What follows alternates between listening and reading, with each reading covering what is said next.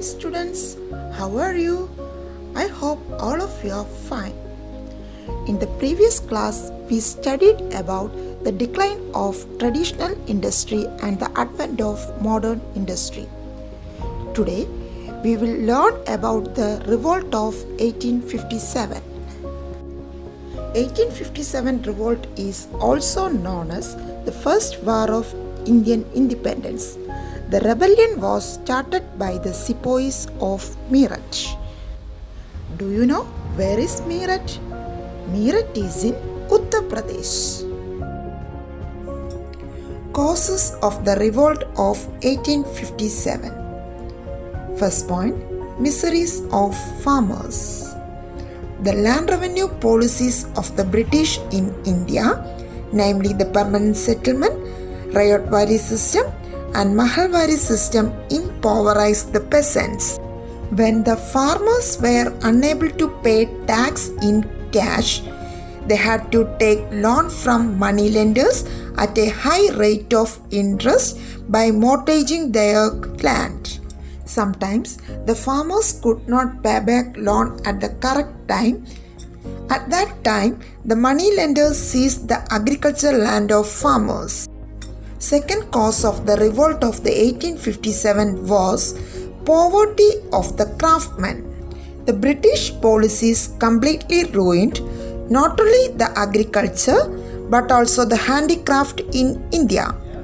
Large-scale import of machine-made British goods was the major reason for the ruin of Indian textile industry. Weavers gave up their work due to the exploitation and torture of the British officers. They searched for other jobs. The village industries like pottery, tanning and carpentry also declined. The ruins of agriculture sector and handicraft industry led India to famine and death due to starvation. Next causes for the revolt of 1857 was dissatisfaction of kings. The British policies adversely affected the kings also. One of the important policy was doctrine of lapse. Lord Dalhousie initiated a policy called the doctrine of lapse. According to this policy, if the ruler of a subsidiary state or a state under the British control died without a natural male heir to the throne, his or her territory would pass into the hands of the British. The states of Jhansi, Satara, Nagpur were annexed in this way. Next cause, miseries of the sepoys. Poor salary and abuse by the British officers were the major reason for the sepoys' resentment. The rumor that the cartridge in the newly supplied Enfield rifles were greased with the fat of cows and pigs provoked them. It wounded the religious sentiments of the Hindus and the Muslim soldiers. The soldiers who are unwilling to use the new cartridges were punished by the officers.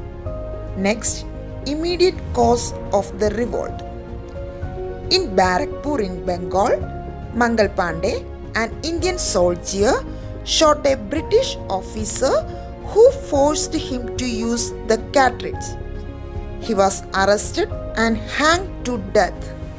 The revolt began at Meerut. The rioters moved to Delhi and captured it and declared Bahadur Shah II as the Emperor of India. The rioters could not compete with the superior military power of the British and the rebellion was completely suppressed. Next, nature of the revolt. The kings, the sepoys and the common people attacked the British and the money lenders and set fire to their account books, deeds and documents of transactions. The salient feature of this rebellion was the active participation of the common people like farmers and craftsmen. Out of 1.5 lakh of people who were killed in the riots at Awadh, a princely state, 1 lakh were the common people. The real strength of the rebellion was the Hindu-Muslim unity. A spirit of cooperation existed among the soldiers, common people, and the leaders. Next, results of the revolt. The first and the foremost massive resistance of the Indians against the British. The 1857 revolt brought about several changes in the policies and administration of the British.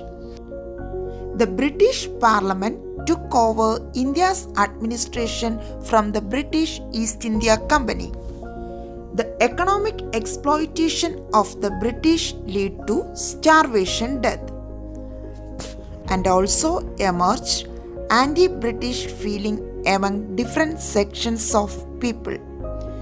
This attitude was a major factor that led to the emergence of Indian nationalism. Next, the main centers of the revolt and their leaders.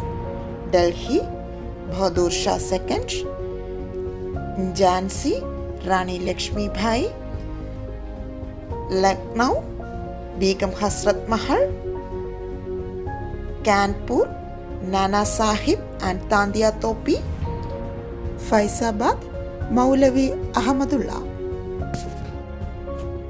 Let's conclude our today's topic. First, causes of the revolt of 1857.